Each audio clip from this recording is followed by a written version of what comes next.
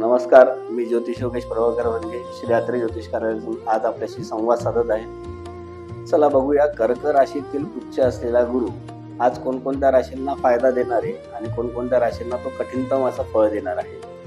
तर प्रथम गणरायास तसेच नक्षत्र व पंचांग देवता दत्त महाराजांस नमस्कार करून आज आपण पॉझिटिव्ह न्यूज तर्फे दैनिक राशी भविष्य तसेच दैनिक पंचांग हे आज आपण बघूया. तर सुरुवातीला आपण बघूया पंचांग.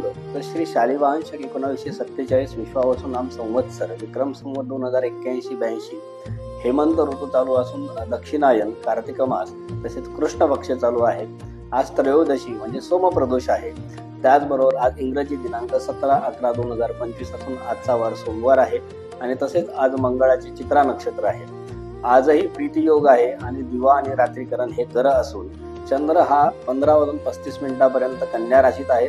त्यानंतर तो तुळ राशीत जाणार आहे. तर आजचा दिनविशेष म्हणाल तर आज श्री ज्ञानेश्वर महाराज समाधी उत्सव आहे आळंदी येथे.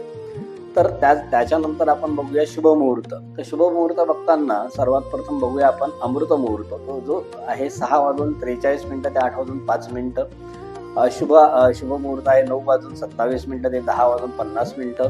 चर मुहूर्त आहे 13:34 ते 14:56. लाभ मुहूर्त आहे 14:56 ते 16:18. अमृत मुहूर्त आहे 16:18 ते 17:41. या संपूर्ण कालावधीमध्ये शुभ कर्म करायला सुरुवात करावी किंवा करावे. त्याचबरोबर आजचा राहू काळ आहे 7:30 ते 9 वाजेपर्यंत सकाळी. तर त्यानंतर आपण बघूया शुभ अंक. शुभ अंक आहे 1, 2 आणि 3. तसेच शुभ रंग आहे लाल, हिरवा आणि पांढरा. तसेच शुभरत्न. तर शुभरत्न सांगण्याआधी तुम्हाला कुंडलीचं मार्गदर्शन घेतल्याशिवाय कुठलेही रत्न धारण करू नका. पण आजचा शुभरत्न आहे फायर ओपल आणि ग्रीन ॲव्हेंच्युरिया. जर आज जन्माला आलेलं बाळ कसं असेल तर आज जन्माला आलेलं बाळ हे आकर्षक व्यक्तिमत्व, उत्तम कार्यकर्तृत्व करणारं असणार आहे. आजची जी राशी भविष्य आहे 17/11/2025 ते आज आपण बघूया.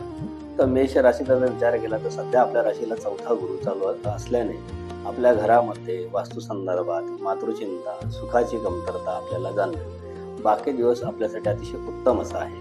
वृषभ राशीचा जर विचार केला तर आज आपल्याला सुंदर असा दिवस आहे.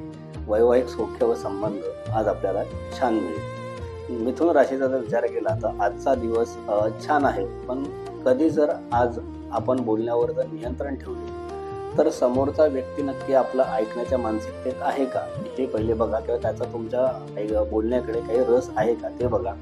नाहीतर ती फक्त जी बाष्कळ बडबड आहे ती ऐकण्यात कोणालाही रस नाही. त्यामुळे त्यावर थोडंसं आज नियंत्रण ठेवा. बाकी दिवस खूप छान आणि सुंदर आहे. कर्क राशीचा जर विचार केला तर आपल्या राशीतील उच्च असलेला गुरु आज आपल्याला उत्तम असा आत्मविश्वास प्रदान करेल. तसेच आज स्त्री वर्गाकडून कुठल्या तरी पद्धतीचं आध्यात्मिक कार्य घडेल.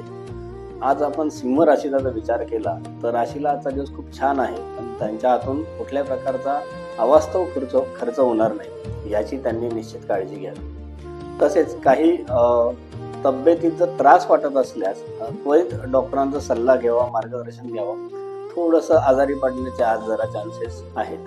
कन्या राशीचा जर विचार केला तर आज जे वकिली क्षेत्रात त्यांच्यासाठी खूप गोड बातमी अशी आहे की आज जे वकिली क्षेत्रात काम करणारी जी लोक आहेत, वकील मंडळी आहेत, त्यांना आज वादविवादात कोणी हरवण्यासाठी किंवा तसे काही प्रयत्न होऊ शकत नाही, किंवा त्यांचे जे काही राहिलेल्या ज्या पेंडिंग केसेस आहेत त्या जिंकण्याचे सुद्धा आज त्यांच्यासाठी सुंदर असे उत्तम असे योग आहेत. तुळ राशीचा जर विचार केला तर आज आपल्या राशीला दुपारनंतर म्हणजे उत्तरार्धात चंद्र आल्या कारणाने आपलं मनोबळ उत्तम असेल. त्यामुळे उर्वरित उत्तरार्धातला जो दिवस आहे तो आपला अतिशय छान जाणार आहे. जर वृश्चिक राशीचा विचार केला तर आज आपल्या हातून नूतन वास्तू खरेदी होऊ शकते किंवा भाडे तत्वावर आपण एखाद्या व्यवसायासाठी, स्वतःच्या व्यवसायासाठी जागा नक्की घेऊ शकता.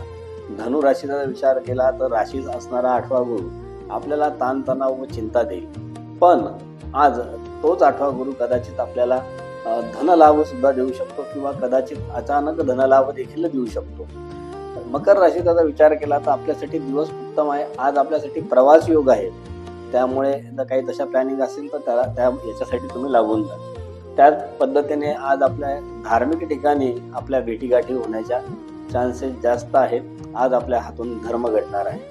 कुंभ राशीचा जर विचार केला तर आज आपल्या भावंडांबद्दलची चिंता आपल्याला सतावत आहे. त्याची तुम्ही काळजी करू नका, कारण त्यातूनही मार्ग मिळणार आहे आपल्याला. बाकी दिवस उत्तम आहे. जो आपण दैनिक एक सुविचार घेतो, तर त्यामध्ये आज आपण परत एकदा बघणार आहोत. स्वामी विवेकानंदांनी दिलेला एक सुविचार आहे, तो बघणार आहोत. त्यानंतर आपण त्याचं थोडंसं विवेचनही बघूया. तर स्वामी विवेकानंद काय म्हणतात की जेव्हा आपल्या ठिकाणी अहंबोध असत नाही, आपल्या मनात जेव्हा स्वतःचा विचार असत नाही, तेव्हाच आपण चांगल्यात चांगले काम करू शकतो.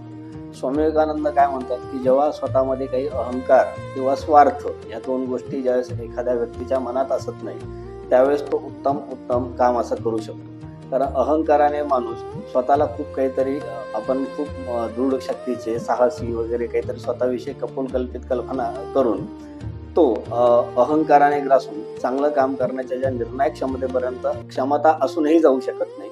त्याच पद्धतीने जो स्वार्थी मनुष्य आहे, तर तो काय करतो की कोणीही व्यक्ती आपल्याला भेटला तरी त्यापासून मला काय प्राप्त होणार आहे याचाच विचार करत असतो. त्यामुळे त्याच्या हातून जे उत्तम कर्म घडणार असतं, जे तो स्वतः करू शकतो स्वतःच्या मन, बुद्धी आणि विवेकाचा वापर करून, तर ते न करता तो फक्त लोकांकडनं आपला फायदा कसा होईल आणि आपण कसे मोठे होऊ याचाच विचार करतो. त्यामुळे अहंकार आणि स्वार्थ ह्या दोन गोष्टी जर टाळल्या तर तुमच्यातले जे काही कॅलिबर आहे किंवा तुमच्यातल्या ज्या काही क्षमता आहे त्याचा जर तुम्ही विकास केला तर तुम्ही उत्तम असं कार्य करू शकता.